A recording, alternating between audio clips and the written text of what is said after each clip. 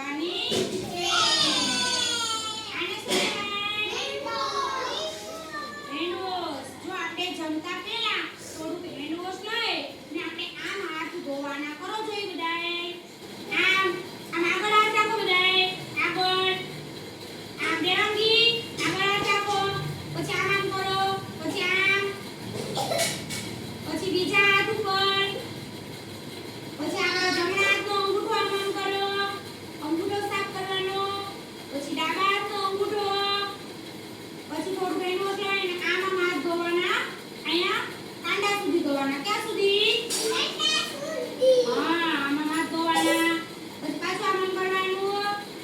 પછી આપણે નળ ચાલુ કરી અને હાથ ધોઈ નાખવાના. હાથ ધોઈ અને આપણે શેથી લૂછવાના? રૂમાલથી અથવા ટુવાલથી. જમતા પહેલા હાથ ધોવા જોઈએ.